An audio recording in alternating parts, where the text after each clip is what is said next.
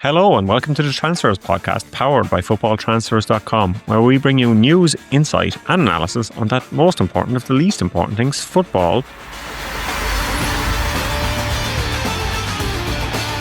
I'm Ronan Murphy and I'm delighted as always to welcome Duncan Castles to the podcast. Welcome, Duncan. Good to be back with you, Ronan. You must be celebrating this week given the Bundesliga has become the second most broadcast European league in the UK now. Yeah, it should be great to see the Bundesliga on the BBC, on YouTube on a Friday evening, on the Bundesliga's YouTube, on various platforms with celebrity streamers presenting. I haven't been asked yet, but I'm waiting that call. It's a bold move from the Bundesliga, so I'm interested to see how the kind of this streaming and watch along works, because they're always looking for new fans to the league, so maybe this is a way to get them, because I doubt a lot of people would have been tuning in if it was just on regular Sky or TNT to some of the matches. So maybe this is a new approach and we'll get some new fans.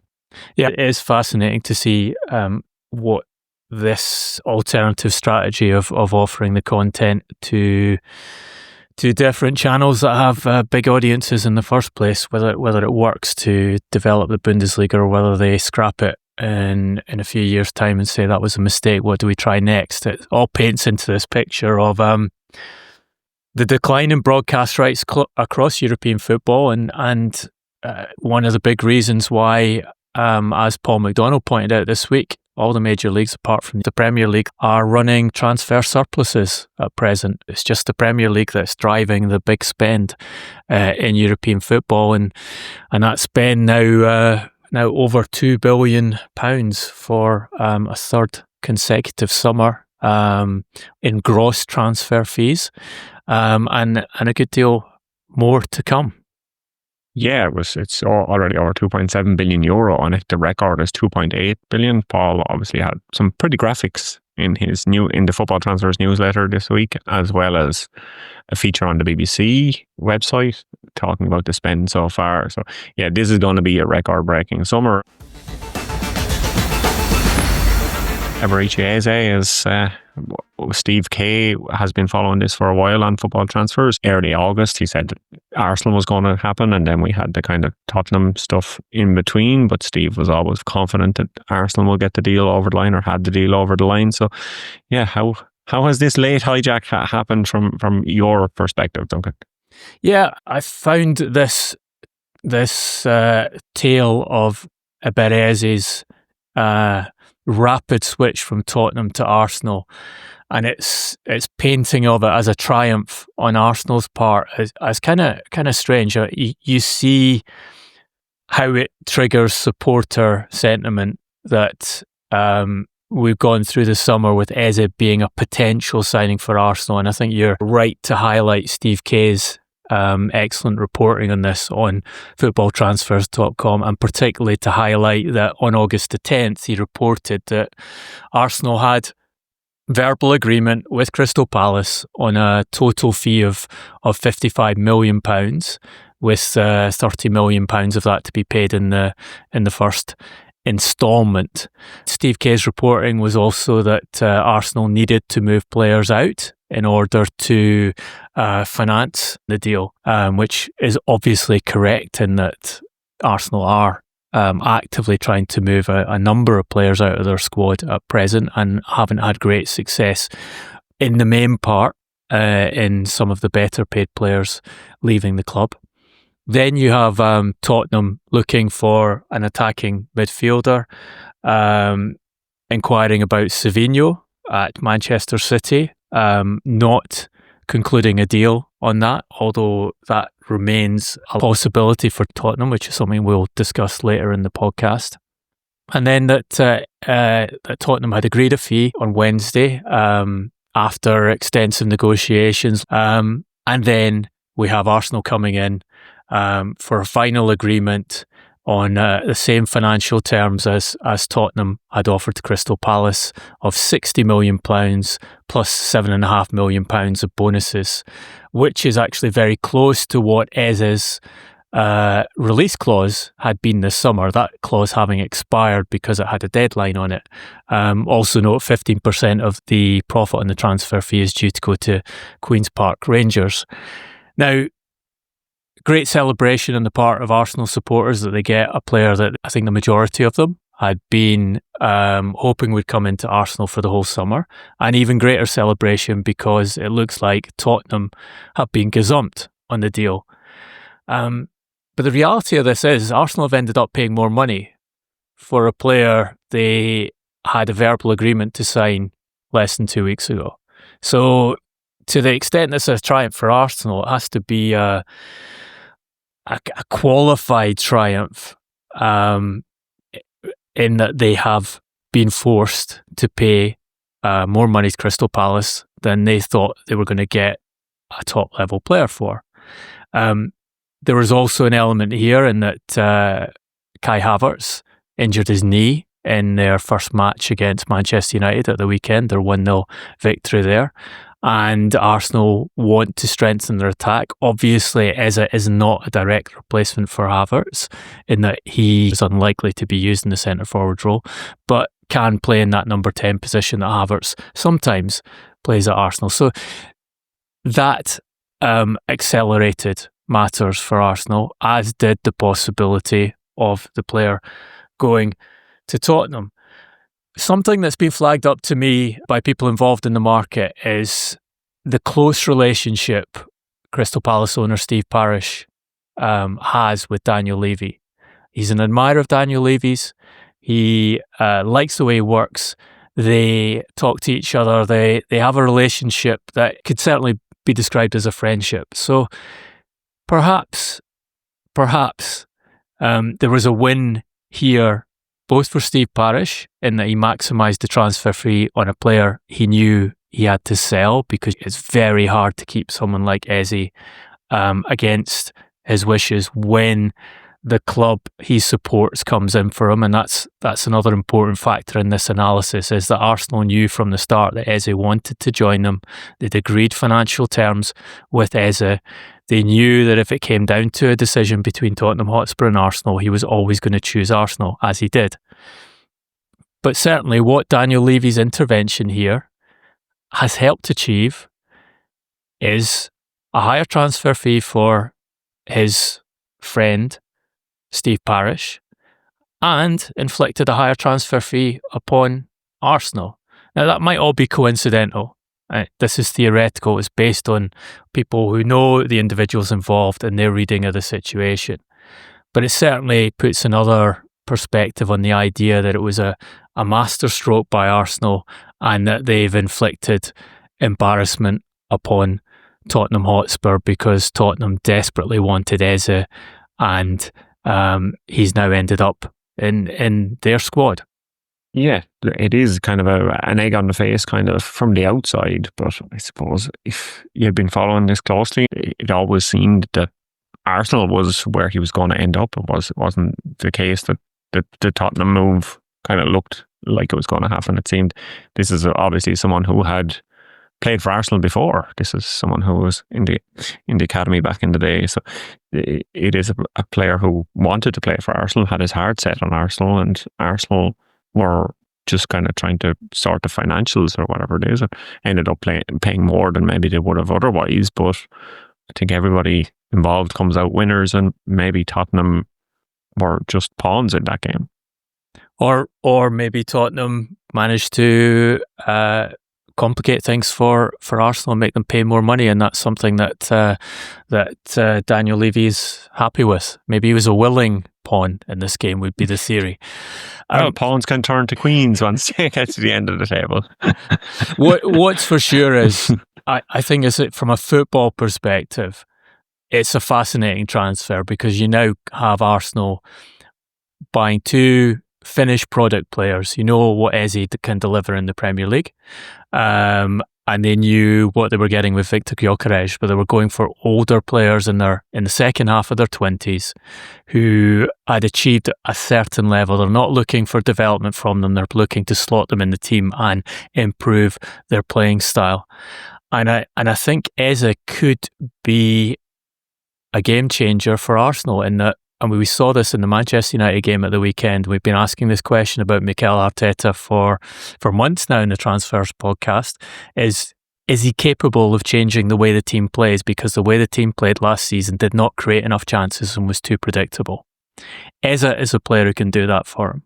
Eza is a player who can come into the team and break lines and dribble through opponents, and it gives him potentially, whether he uses them from the left wing or whether he uses them behind the strikers, gives him potentially two of those one-on-one, can take the ball past an opponent and create chances on either side of the pitch, or in two points in his attack. And it'll help Bukayo Saka if he gets back to his full form after those hamstring problems last season and the surgery last season, and Eza in the same team. So if Arteta uses Eza well, it changes Arsenal as a team, and it makes them, for me, more capable of doing what they say they want to do, which is win the Premier League and win major trophies and become that team that Arteta described them as being last season, the best team in Europe after they got knocked out comprehensively by PSG.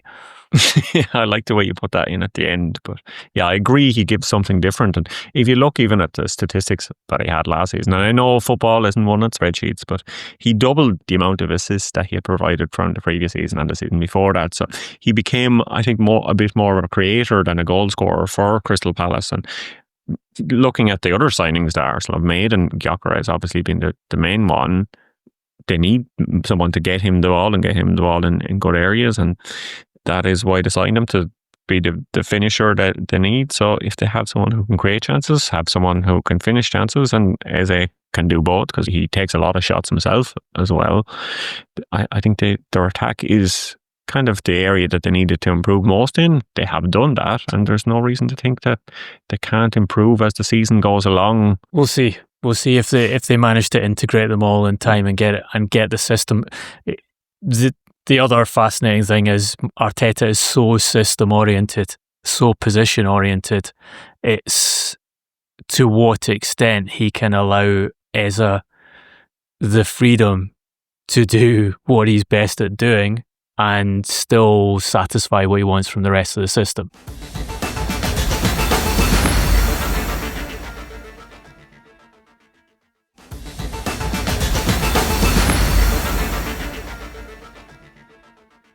Let's talk about Tottenham and what they do, because regardless of what Daniel Levy might have been trying to achieve by making this bid for Eza, they definitely need attacking midfield reinforcements. They've lost James Maddison to a ruptured ACL, which will probably see him miss the entire season, at least in terms of being the same level of player as he was last year. Dejan Kulusevski also had knee surgery in May, and according to Thomas Frank, will be out for a long time. And Frank has said that they have to be active in this part of the market. As we mentioned earlier in the podcast, there was that inquiry to Manchester City to see whether they would allow Savinho to go. Still just 21 years of age, estimated transfer value in the Sky Sports analytics of 70.1 million euros. He's a player who has shown his capability to go past opponents, but not quite shown his capability in the Premier League, or not shown the amount of delivery of finishing and chance creation that Manchester City would have liked. And Guardiola's been interesting when asked about whether Savinho will leave the club, as he's been interesting on a number of players. He's emphasised that he wants the squad to be cut in size. He feels it's too big, and it's bad for the squad dynamics to have too many players there. But asked whether Savinho will leave, he said, "I don't know. Tottenham in that case, or any other club who wants a player, should call the club." He said, "I'm only concerned right now that Savinho will be with us for the rest of the season and hopefully many, many years, because at 21 years old, with the potential he has, he plays a lot of minutes. He has to improve in the final decisions, but he's an extraordinary player." That's clearly not categorical. And we also know that Manchester City, as we reported on this podcast, I think for over a year now, have had a long-term interest in Rodrigo at Real Madrid, who is on the fringes at Real Madrid, who I understand Real Madrid would be prepared to sell if they received a significant offer for the player in this transfer window. And then it would be down to the Brazilian to decide whether he's had enough of trying to fight his way into a guaranteed starting slot at Madrid, or whether he's prepared to change leagues and move to Manchester City were they to make that bid. So I think that's an open possibility. For Tottenham, if it isn't Savinho, who will be expensive, there's also an interest in Magnus Akliouche at Monaco, 23-year-old, very skillful and quick left-footed forward who tends to play off the right wing, can also play centrally. Like Eze, an excellent dribbler of the ball.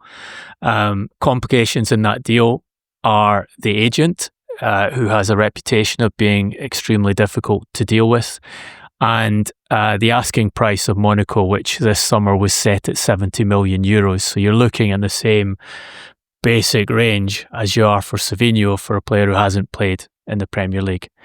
Now, another player that they've definitely had talks over signing is Lee Kang-in at Paris Saint-Germain.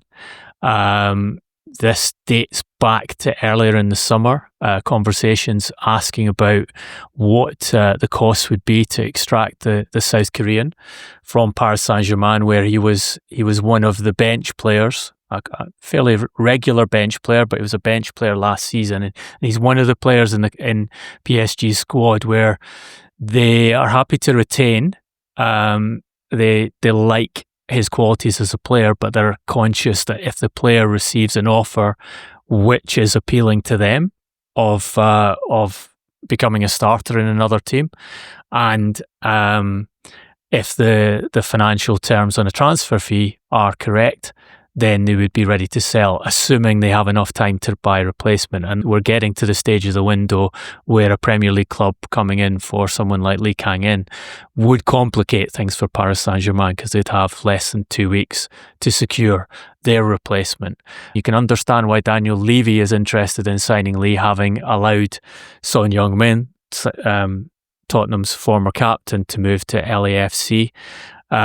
Because that's a significant commercial loss for them in terms of the interest they built up amongst Koreans in Tottenham to have another star-named Korean player in the squad as a replacement immediately after Son left makes sense. Again, figure on asking price, I understand to be 50 million euros. So would be a cheaper option than either Akliouche or Savinho. And I think it's pretty clear that Tottenham will do something in this area of the field before the window concludes. Yeah, it's kind of where they're kind of badly lacking at the moment. And like you mentioned, the injuries to key players in the position, Tottenham need to strengthen. I obviously see the appeal, like you said, to bring in Lee Kang-in from PSG. He is a enormously talented player. He has huge potential, but the Korean connection to keep those fans that they've won, that's made them the biggest club in South Korea, could be crucial in the development of his transfer, because he is the next son in Korea, the next superstar kind of player for them. He's already obviously won the Champions League, but playing in the Premier League then would be another draw or another way to keep those Korean fans on side. And brings significant commercial revenue with him. That's one of the things that actually surprised Paris Saint-Germain. He was signed for football reasons from Spanish football, but Paris Saint-Germain were pleasantly surprised by how much extra interest they drew from Asia on the back of having Lee in the squad, and obviously Daniel Levy is well aware of the benefits of having a star Asian player in a major European team, because he's benefited from it for 10 years with Son. The other big talking point is Marc Guehi. He's been linked with Liverpool, and Liverpool are busy with defensive problems at the moment. So I know it's a right back problem they're having at the moment, but I'm sure they'd like to strengthen their centre back room a bit more. I know they brought Leone in, but Virgil van Dijk isn't getting any younger. Abraham Konate has been linked away. So is Guehi going to Liverpool, or do they have different news for me and us? Yeah, it's a development of the position that we've reported on the transfer podcast for several weeks now. Is Guehi's preference is to go to Liverpool, and Liverpool's number one choice for that position is Marc Guehi, and that's, for example, why they stepped away from a deal for Jurel Hato and allowed the Ajax defender to move to Chelsea instead. Guehi is confident the deal will go through because of the position Crystal Palace are in, and Steve Parish has spoken openly about this a couple of times, saying that they cannot afford to keep a player of Guehi's value at the club and allow him to leave for free. He has 1 year left in his contract. He floated the idea of Guehi signing a new contract after their Conference League qualifier last night, a 1-0 victory in that game. He said if he doesn't want to sign a contract, we have to look at it. It's a difficult situation. If you're in Europe, the financial rules are a lot tighter than the Premier League. Players leaving on a free is not an ideal situation for a football club. Liverpool, I understand, are going to play hardball in this because they know they are in the position of strength and that the player wants to come to them, and they know that Crystal Palace effectively think that they have to sell this window, and therefore have kept their offer under £40 million. I understand that on the player's side, they are preparing for the possibility that he might have to run the contract down into the final year if Parish does not accept the transfer fee. They don't want that to happen. They want an amicable resolution where Palace get a fee that's acceptable to them. Liverpool don't overpay on the player, and the player gets the best financial terms possible at Anfield. But they're not 100% sure, as I understand, that will be the final outcome, and they may have to go into January and risk the possibility of him not getting the move to Liverpool, the club he wants to go to, because he waits another season and perhaps suffers an injury or radical change in form, and Liverpool change their target for the following season. It looks like a deal that will go close to deadline day, given the setup and given all sides trying to maximise the financial terms on this, and the player having effectively made his decision. It's difficult for Crystal Palace, I think, to create a market, given that Guehi has decided with Liverpool. I think a far more complicated position for Parish than Ez's sale turned out to be. Yeah, and a far less profitable one, because that's kind of what we're seeing, the rise in player power. We discussed it with Paul McDonald on the show. The players kind of, and you mentioned it yourself, having a kind of an unprecedented level of power in deciding their futures. And this is just another example of it, a very prominent example of it. And it seems at the moment, a lot of the examples of it are people wanting to move to Liverpool, or previous to that, Trent Alexander-Arnold wanting to leave Liverpool. So Liverpool seem to be involved in a lot of these at the moment. But yeah, you can see why he wants to move to Liverpool. They're obviously the Premier League champions, one of the favourites for the Premier League, and the Champions League again this season will be a huge step in his career. But yeah, it's going to be hard for Crystal Palace to maximise the amount of money they can get on him, because, like you said, he has his heart set on Liverpool. And I think it's interesting that Parish flags up the European financial fair play rules as being harder and tighter than the Premier League's, because as we know, the Premier League, the plan was to shift to essentially the same financial fair play rules as UEFA competition, which is that your squad cost, which is a slightly complex measure of salaries, agent fees, and net spending on transfers over a 3-year period is less than 70%. So 70% for your squad cost against your revenue. That is very different from the PSR rules in the Premier League. And you've now got a scenario where Parish is talking about, in his case, unexpected qualification for European competition. They suddenly have to adhere to the squad cost rule on the basis, actually, of their finances over the previous 3 seasons. And it changes the dynamic for them. It changes the accounting practices, and it changes the way they can negotiate deals. It changes the amount of money they have to bring in from particular transfers, what their salary costs can be as well.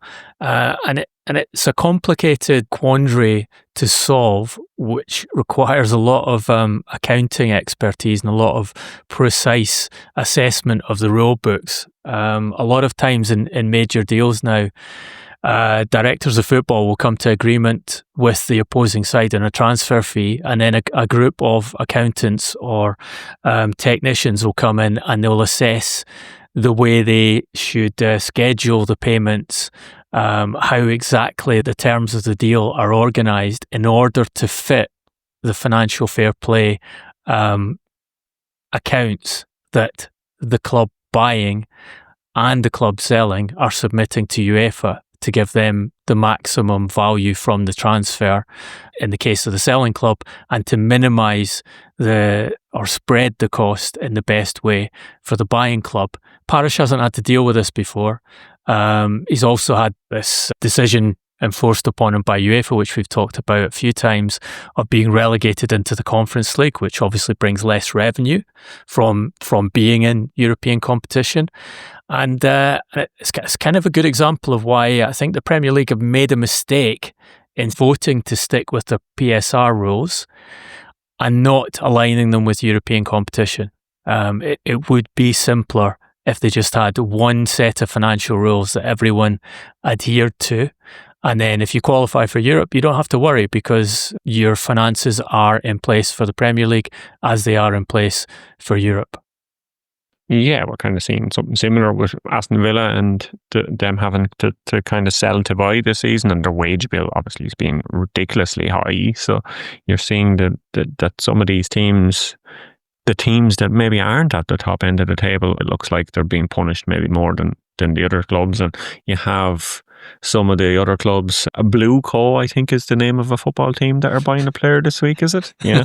you have them able to negotiate these deals where there's kind of loans and shenanigans going on. I won't say too much more than that, but and then you have the likes of Crystal Palace, who have been punished in the Europa League, been relegated, as you said, and then Aston Villa not being able to buy any players and that sort of thing going on. And like, when there are so many loopholes, you need these clever accountants to come in, like you said. So maybe it's a bit like a scene from Succession is what it is. Once the big boys are done playing, the accountants and the lawyers and all have to work out everything after.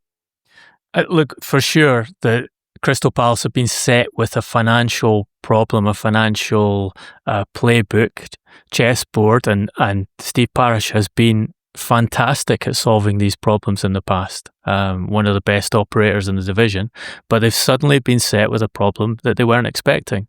So Marc Guehi's potential exit from Crystal Palace was a problem that Parish knew was coming from him, regardless of what happened this summer. What he didn't know was he had to solve that problem in the context of UEFA financial fair play rules, which, as he says, are far stricter than Premier League financial fair play rules. So the board shifted on him in a way that may cause him to lose a key player, for less money than he would have hoped for. Let's see.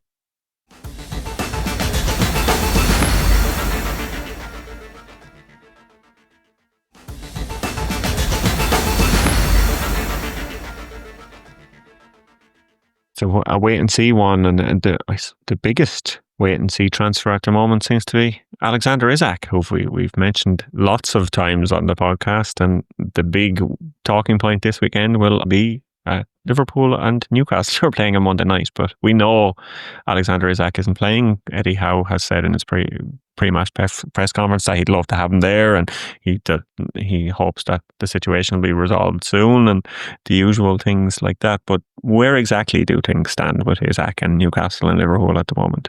Well, it's just got worse. It's just got worse for Newcastle United and potentially for Alexander Isak as well, because the two sides have now gone public in that Isak released a statement after he was named in the PFA Premier League Team of the Season to explain why he wouldn't be attending the ceremony on Tuesday night.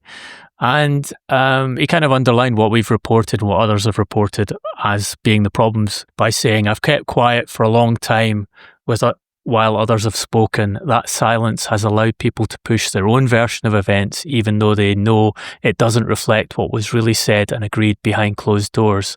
The reality is that promises were made, and the club has known my position for a long time. To now act as if these issues are only emerging is misleading. When promises are broken and trust is lost, the relationship cannot continue. That's where things are for me right now, and why change is in the best interests of everyone, not just myself. Now, that's not an official transfer request, but that's the closest. It sounds like someone is trying to break up with somebody else. The facts that Daniel Day-Lewis might have sent to his ex-wife, that kind of thing. It sounds like it's making it absolutely explicit what we've been reporting, that Isak wants to leave, and that he wants to leave because he was promised a new contract over a year ago before Newcastle United changed the executive tier of the club, moved Amanda Staveley out. Amanda Staveley being very important in those discussions with Isak, our promise of a new contract. And then when they got into serious PSR problems last summer and had to do that fire sale at the end of June, their new director of football, Paul Mitchell, then told Isak, you will not be getting a new contract for now, because we cannot afford to give you a new contract. And that situation metastasized, and by the end, or before the end of last season, Isak had told them he would be leaving and prepare themselves for a transfer. Now, Newcastle responded almost immediately to that statement from Isak, doubling down on what they've been briefing, that they will not allow the player to leave. But also, I think, saying some things which have aggravated the situation. Said, we are clear in response that Alex remains under contract and that no commitment has ever been made by a club official that Alex can leave Newcastle United in the summer. And also saying, we've been clear that conditions of a sale this summer have not transpired and we do not foresee those conditions being met. So saying that what Isak's side have been briefing is incorrect, that they never promised he could leave, and two, that also that they'd actually looked at the possibility of letting him go if they could get a sufficient transfer fee for the player and find replacements, but they don't think they're going to be able to do all of those things before the window ends. They've been critical of Isak's agent, Vlado Lemic, who is known to be an aggressive operator in the market. Certainly, Isak and Lemic have taken a more aggressive approach to this than a number of players would do in a similar situation. But I think the whole thing is fascinating because this is a really tough decision for Newcastle United to make.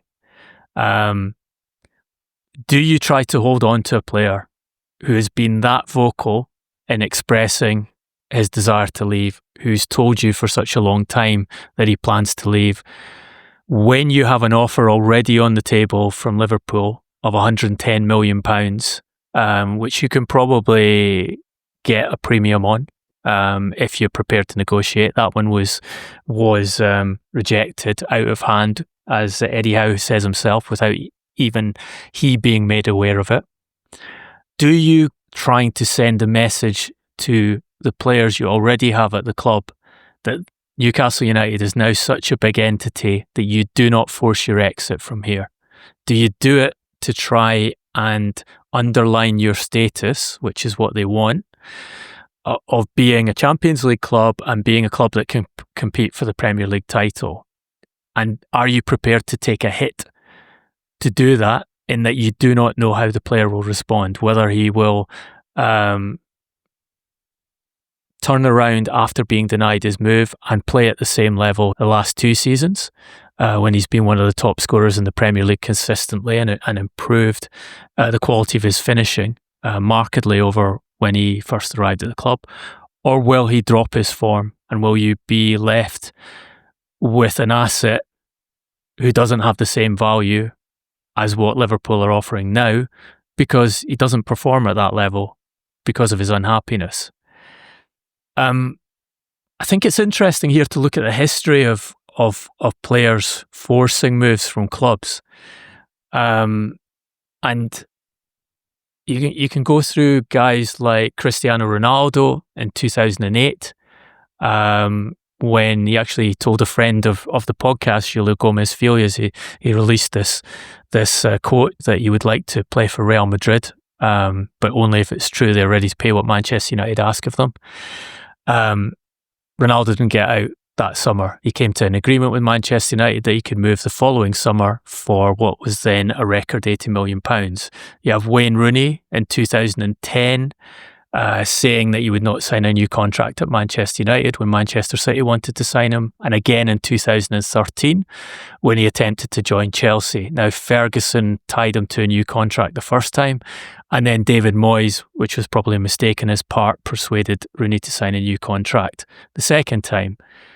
Luis Suarez in 2013, when Arsenal offered £40 million and a pound to meet his release clause, and Liverpool refused to sell. And Suarez, again, a year later, got out by playing the best football of his career to date, sharing the European Golden Boot with Ronaldo and forcing a move to Barcelona for $64.98 million. You've got Lionel Messi in 2020 trying to leave for Manchester City, ended up with a new contract at Barcelona that probably came close to bankrupting the club. Kylian Mbappe from PSG, Real Madrid offering $200 million in 2021, Qatar refusing to sell. Mbappe again trying to force his exit to Real Madrid in 2023. Again, PSG refused to sell, and he moved as a free agent a year later.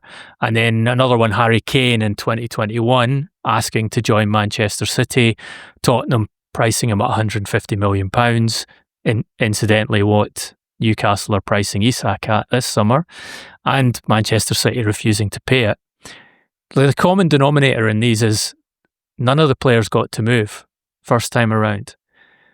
But I think the difference between these transfers or mooted transfers and Isak's is the players were trying to leave, in the main, elite clubs, very powerful financial clubs with status, but they were also elite players who, if you calculated what they would do when denied a move, the calculation was probably they're so hungry and so committed to playing football, you'll get good seasons out of them anyway, which is what happened in each occasion.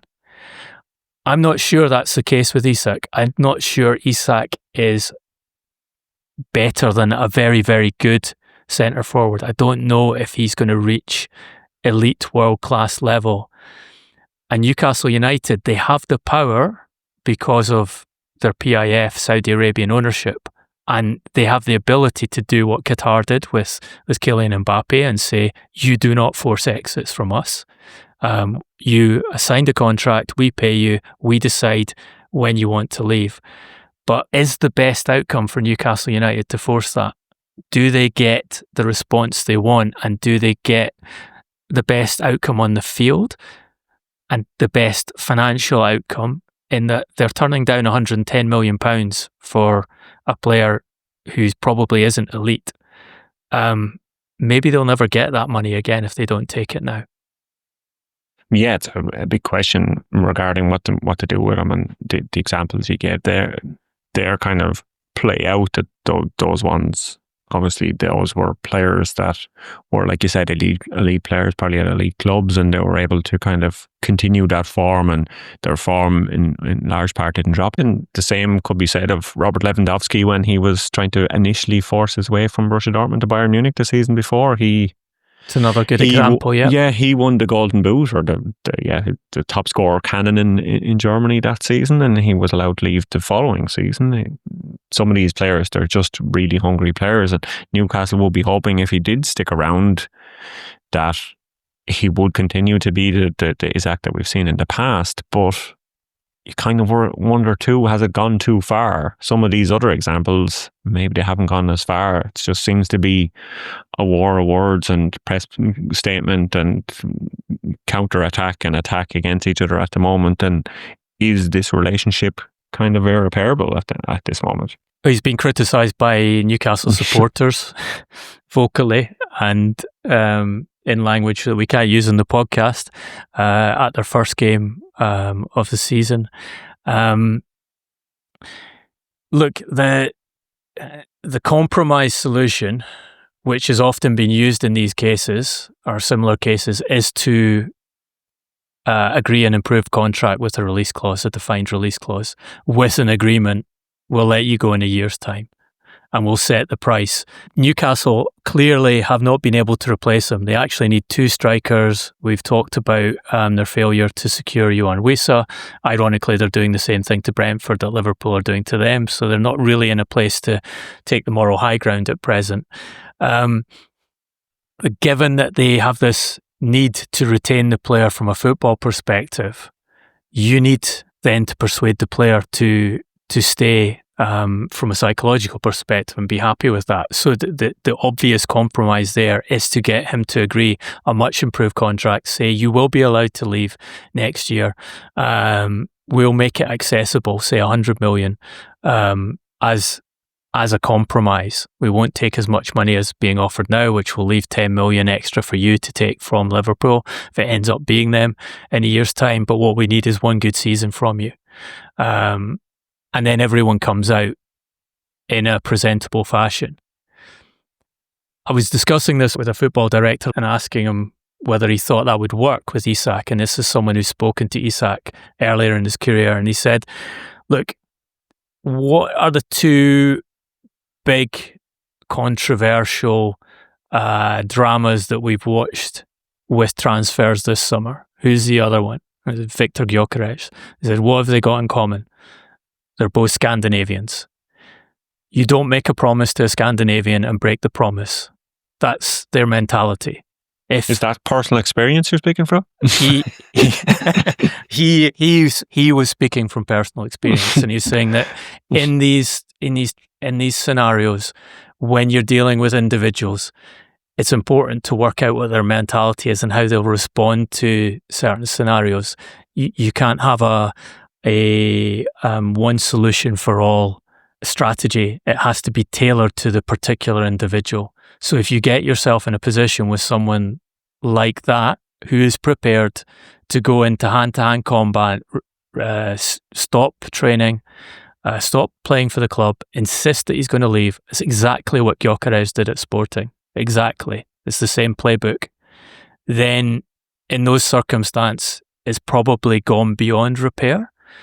And you don't want to keep a player who doesn't want to play for you because it's going to be damaging for the dressing room. So calculate this stuff before it ever gets to the point that Newcastle have got into with Isak. And I think this is the fundamental problem here, that Newcastle have made this hole for themselves by withdrawing contract talks a year ago when they were under financial stress and allowing the relationship to fester and allowing Isak to have this grievance that you told me you were going to do this for me and you didn't do it. Therefore, I feel I'm allowed to leave. Let me leave. Yeah, and anything they do tell him, like you get examples or you speculate that what sometimes happens is you'll be told you can leave next summer. How can you believe that then when that's already what you've been told? You can't really believe the same promise twice. Yeah, it's much harder. It's much harder if you have muddied the waters to start with and you're picking an individual who, because of his mentality and his upbringing, doesn't accept being dealt with in that way, isn't prepared to forgive and forget and carry on. Trust has been broken. Yeah, he is a winner and he wants to win at Liverpool from the looks of things. So this is another one, I imagine, like the Guehi one, that we will see drag on for another bit, or there might be more mud slung in the meantime before we see a resolution to it. Another person that we've been talking about, it seems, all summer, and you were the first to say Gianliugi Donnarumma, that Man City were interested in him, and there was speculation that he would leave PSG, and you had obviously filled us in with great information and insight on what might happen next. And now it looks like his time at PSG really is up, because he's not even in PSG's squad for their game on Friday evening in Ligue 1. So yeah, Donnarumma, what is actually how will this resolve itself? It is complicated for all the reasons we've discussed, and all the financial issues, and again, issues of pride in Donnarumma initially telling PSG when they were discussing new contracts that he was ready to move elsewhere, and then when PSG didn't give him the contract offer he wanted, and suggested that he find himself another club, Donnarumma saying, "No, I think I'll stay here. I'm happy to stay, and I'll run my contract down." Paris Saint-Germain do not want that to happen. They will sell if they can. At the moment, there are conversations with Manchester City, and there are conversations with other clubs. I'm told there have been a lot of inquiries about the financial terms that PSG will look for out of this deal. And obviously, there is the 12 million euro net contract that Donnarumma currently has, which his new club will be expected to at least get close to, and which he'll be trying to improve upon. With Manchester City, I'm told it's dependent on Ederson leaving and accepting an offer elsewhere. Galatasaray is still working and still talking to Manchester City about that transfer.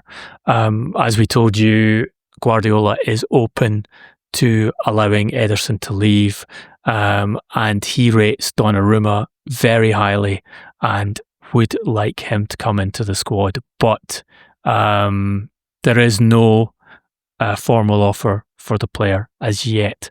So again, one of those deals where the finances are so high and the kind of dynamic of the situation is so complex that there are a few potential outcomes. And obviously, there are a number of clubs sitting on the sidelines, seeing that PSG want to move the player out, and seeing that it's untenable for Donnarumma to continue with the club in those circumstances, although PSG are briefing otherwise and saying that he could be reintegrated into the squad if a transfer doesn't happen.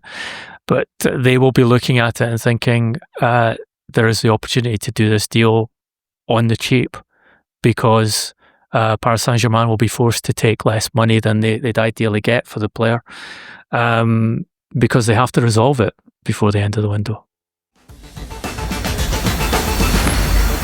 Well, one of those teams that have been linked with him is Manchester United in the past, and it looks like they have problems at the other end of the pitch, or have been having problems at the other end of the pitch. They obviously hope that Benjamin Šeško will be the man to solve those problems. No Sean Connery impression from me this week, but yeah, there was a statistic that came out that they've spent over 700 million on transfer fees for forwards since Sir Alex Ferguson left the club in 2013, and only two of those have scored more than 20 goals. That's I'll give you a second to think about it, but have you figured it out, listeners? It's Lukaku and Anthony Martial. They're the only two forwards since that they've signed that have scored more than 20 league goals for the club. Yeah.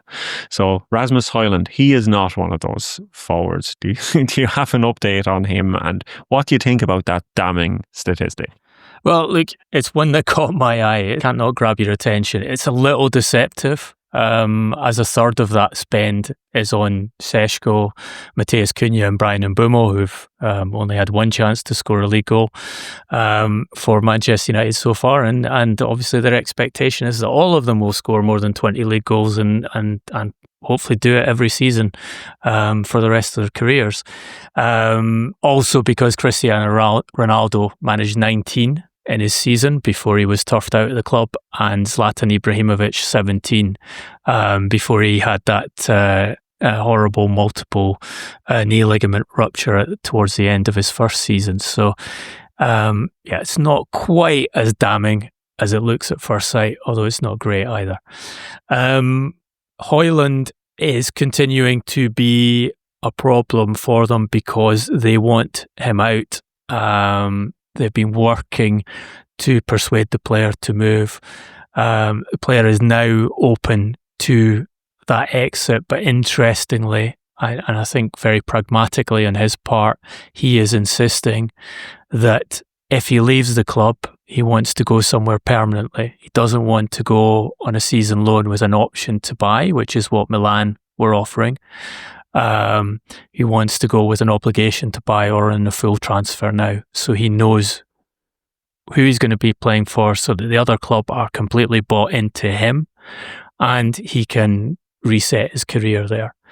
That's seen Milan step away from the deal. We told you last week that Manchester United thought they could achieve a total value of 50 million euros out of this in terms of loan fee and an option. Milan have taken Victor Boniface from Leverkusen on loan with an option to buy instead, and they've also sold another forward, the Swiss forward Noah Okafor, to Leeds United for what I understand to be a fee that will reach 21 million euros. So they are out. Who is pushing hard for Hojlund is Antonio Conte, who needs a striker because Lukaku, who you just mentioned, has a torn quadricep and is expected to be out for at least 3 months. So his main line centre forward has been removed from the champions attack. And Antonio Conte has decided that Hojlund is the correct profile of centre forward to replace Lukaku. Conte putting pressure on Napoli to get the deal done. It will, I'm told, come down to owner Aurelio De Laurentiis, whether he's prepared to sanction that kind of spend on Hojlund, that kind of obligation. If Hojlund continues to insist on the guaranteed a future exit, if you want to describe it that way. I'm not sure the relationship between De Laurentiis and Conte is as tight as it was last summer, given that Conte tried to force his way out of Napoli at the end of the season. And that De Laurentiis has been, giving some interesting interviews in Italy recently, and one of which he said that he had an offer of 200 million euros for Victor Osimhen and Kuishka Kvaratskhelia last summer when Conte arrived as coach. But Conte asked for Kvaratskhelia to stay, which he did, and which De Laurentiis allowed to happen.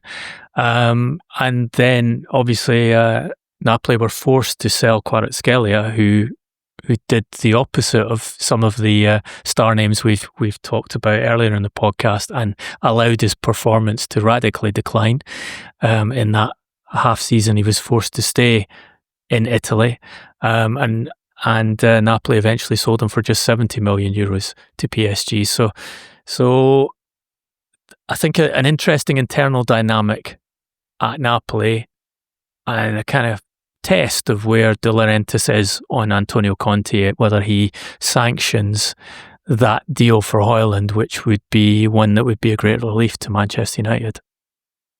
And probably a great relief to Antonio Conte as well, because Lukaku looks like he's out till November or December if people haven't been keeping track of Serie A. So they need kind of firepower there, and especially after Roma bringing in Evan Ferguson, they need a top quality striker. But yeah, it will be somewhere that Hojlund could maybe restart his career, because he was brought to Manchester United with the kind of intention that he was one of these players that could develop there and turn into a top striker. But unfortunately, like we've mentioned before, that Manchester United isn't necessarily the best place for development, but we've seen in the past that Napoli is a perfect environment for players to flourish and maybe get back to their best. And Lukaku himself is an excellent example of it. He's shown some of his best performances in the blue jersey of Napoli, so it would be a good move for him. And I think Manchester United would be delighted to get the money they're looking for, and if an obligation was part of that deal, it would be. I don't think it would be a concern of Manchester United, because they've already moved on from Hojlund with Šeško and the rest of the attackers. Yeah, they're in a position where they want to shift wages. They want to access as much transfer cash for players like Hojlund, Jadon Sancho, Antony as possible. Interesting that they stepped away from the exploration they made into taking Carlos Baleba from Brighton to be the new number 6 to provide energy and ball winning capabilities in central midfield alongside Bruno Fernandes, simply because Brighton's price, which they referred to the record transfer fee they received from Moise Caicedo, was considered impossible to achieve, even though the player had told Manchester United he'd be interested in moving. I've had some listeners ask about Morten Hjulmand, who we mentioned several weeks ago as a player in that position that Ruben Amorim liked and had been exploring the possibility of bringing from Sporting. Update I have from the Portuguese end is that Sporting do not want to sell Hjulmand, and moreover they're in a position where they could absolutely insist on the €80 million release clause in the midfielder's contract in Lisbon. So therefore insist that the 80 million was paid in one go, which, if you'll remember, is exactly what they did when Manchester United came for Ruben Amorim, and why that deal was held up last season. They're not the right club to be shopping from in Europe at present, because they have a bank of cash stored from various sales, including Giovanni Kenda to Chelsea and of course Gyokeres to Arsenal. So I do not see Manchester United taking the large amount of cash that they were looking at spending on Baleba and redirecting it to Hjulmand in the last days of the window.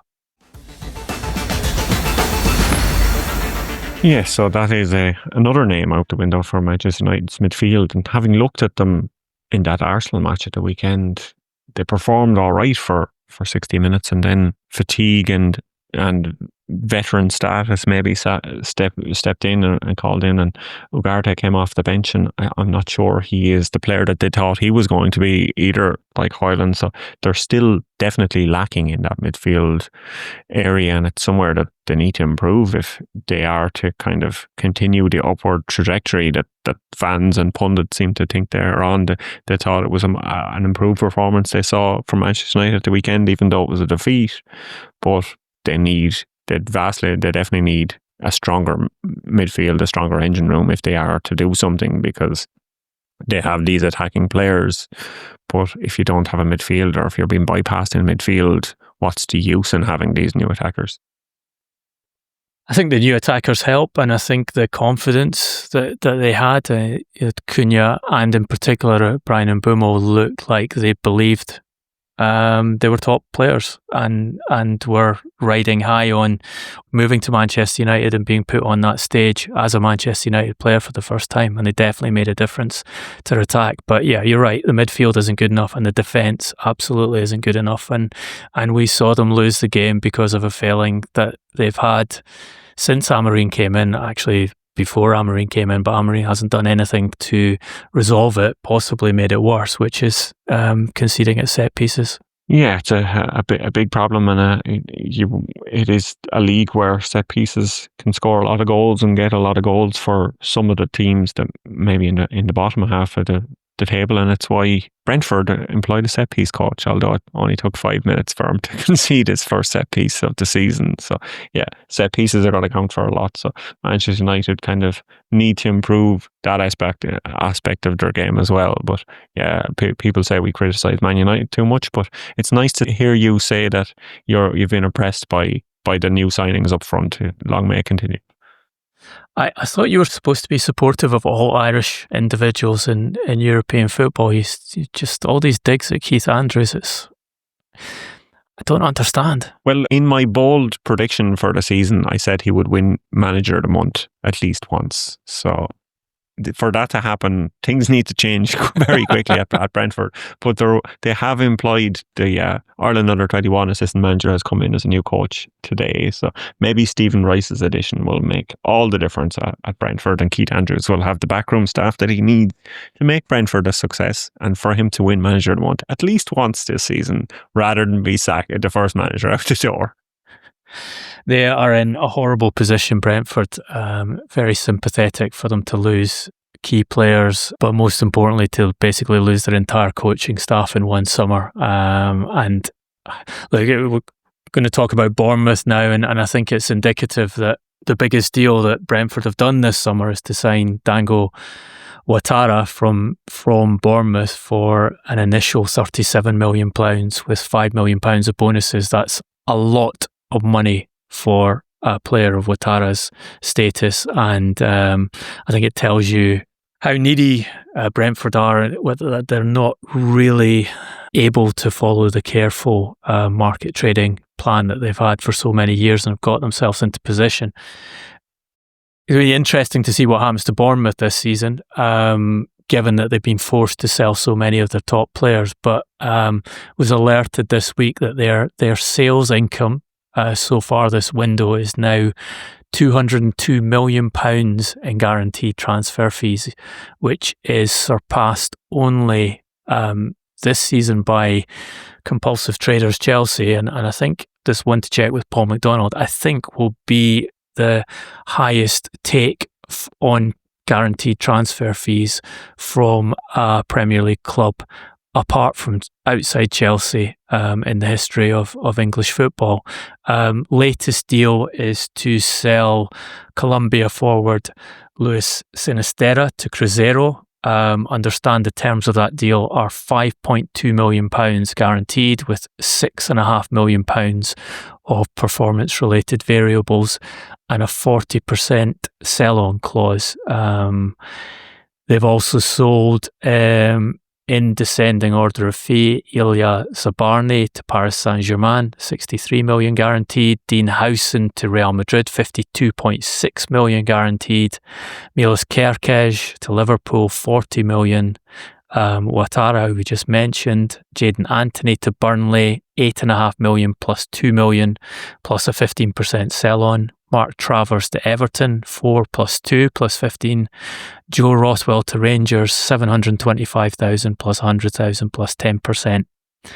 And incomings, they've taken Ben Doak from Liverpool, player there was a lot of competition for, guaranteed 20 million plus 5 million of potential bonuses, and they're working on signing Axel Disasi from Chelsea. Ideally on loan to boost that defence that's had its main two starting centre backs extracted by two of the biggest clubs in Europe. Yeah, they are definitely a team in transition, but thankfully for them, maybe their coaching staff changes haven't been as big as Brentford. But yeah, the Bournemouth seem to be doing some fantastic business selling players at the moment. I know Brentford probably could be praised for the business they're doing selling players, but 200 million pounds is nothing to be sniffed at, and it kind of shows the kind of a power of that club, that they can develop these players, and they've sold them. It's not that it's all these small figures to kind of similar clubs or anything. They've sold players to top clubs in the world, Real Madrid, Liverpool, PSG. So no offence to Mark Travers going to Everton, but yeah, sorry, I won't make any digs about any other Irish players on the show today. But yeah, these are players who they've developed into kind of world-class players. And yeah, long may it continue at Bournemouth. Yeah, it's a mark of how they developed as a football club. If I'd said to you 5 years ago even that Bournemouth could gross over £200 million in guaranteed fees in one summer, you'd have laughed at the idea. But they've managed, as you say, they've managed to get players in who've developed into top Premier League performers, and they've been taken away at high fees from some of the best clubs in Europe, and that doesn't happen by chance. No, it's good to see the developed model kind of works, and it's not just maybe some of the smaller leagues, and it can work and be a success in the Premier League as well. And it's not that you're getting in these guys and selling them and then becoming relegation candidates automatically. It's that this can be a medium term or long term model, and yeah, it's a bit of breath of fresh air, maybe perhaps aside from Chelsea just hoarding everybody and then selling them, even though they've only played twice or three times. But yeah, the Bournemouth actually turn these into players and are responsible for their progression and their experience, and that's the reason why they are so valuable and they are wanted by the top clubs in Europe. Just a couple of deals to watch out for in the final days of the market. One interesting one from Portugal, and we just talked about how Sporting have no need to sell players. They have made it clear that they're open to selling their young Denmark international Conrad Harder for €20 million. He's a 20-year-old, very powerful centre forward who deputised for Viktor Gyokeres last season. He was signed on deadline day last summer under Ruben Amorim. Current coach Jean Pereira is not a fan of Harder, even though he had a reasonable first season, scoring 6 and contributing 5 assists in 37 Portuguese League and Champions League appearances, though he only started 8 games. Milan have been credited with an interest, but the asking fee that Sporting have communicated is €20 million. That, given where he was in the competition to sign him, Brighton were very interested in Harder last summer. It strikes me as a very low price, and I would be not at all surprised if a significant club came in and took the opportunity to take Harder in the last days of the window, given the market there is for centre forwards. Another one to mention is Juanlu Sanchez at Sevilla, who has had opportunities to go to both Wolves and Everton, both English Premier League clubs keen. Sevilla asking €20 million for the player. I'm told that Sanchez has declined both offers in the Premier League because Napoli want him, and he sees Napoli as the opportunity to play Champions League football and to go straight into a club that are Italian champions. So I think you have to credit the player for making that decision, even though Napoli are offering poorer financial terms. And as a result, it looks like Sevilla will have to take less than their asking price for the player, because Juanlu's insisting on the move to Italy instead of a mid-tier Premier League club.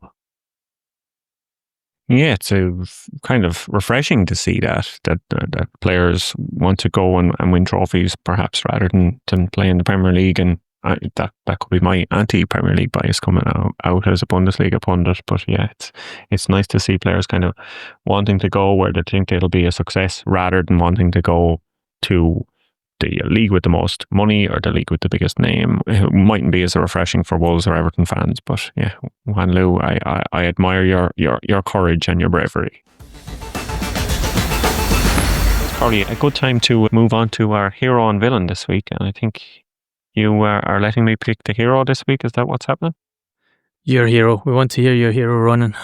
Good. Well, my hero this week, after having bad news about some of our heroes last week, and there was some great news in Irish football this week. Not just Shamrock Rovers winning and Shelbourne winning in the Conference League on Thursday night. But Shamrock Rovers manager Stephen Bradley, his son Josh, has got to ring the bell after 3 years of cancer treatment. He's got the all clear. So it was a fantastic week for the Bradley family, and obviously celebrating a win in Europe was pretty good. But I don't think he will have better news than that this week, and I think that's the biggest celebration of all. And it's great to see Josh and the Bradley family are celebrating, and also a good week for Irish football as a whole. Good choice, Ronan. Premier League football's back, so villain of the week has to be VAR. You probably could have predicted that.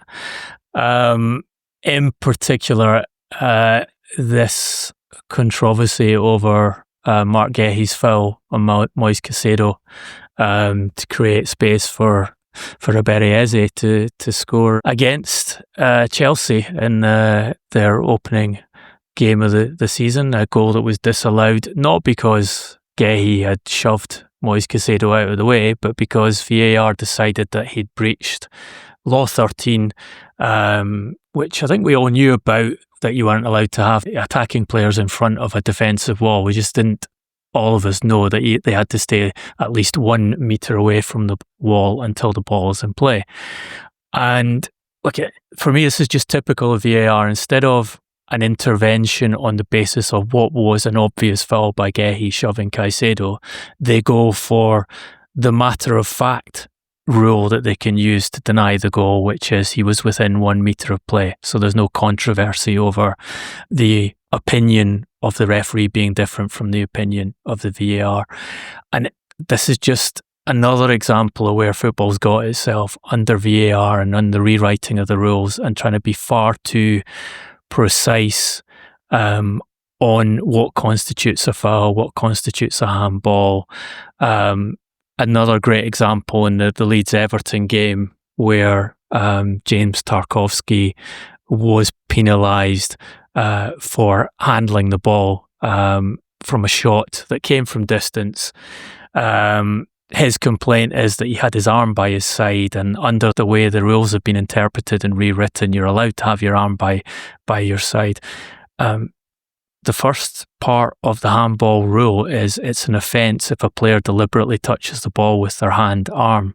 So the judgment that the referee correctly made in this case was that Tarkowski was trying to block the ball. We can see he was intentionally trying to block the ball, and he blocked it with his arm. And you know, if you simplify the rules and stick to that first element, which is what the rule used to be, instead of trying to get into unnatural arm positions and attempts to move in the direction of the ball with your arm away from your body, which we've had years of reassessing and rewriting. If you just keep it as, does the referee think it's intentional handball or not? Looks like he intended to handle the ball, which is the case with Tarkowski. That's a penalty. It's a foul. There's no room for argument about the rules as opposed to an argument about the interpretation of the rules. But the Premier League, football in general, has gone down this line. Also interesting to see the Premier League publishing a competition handbook this season, which includes Premier League principles, the way the Premier League will apply the rules, and the first of which is to maintain high threshold for penalising challenges.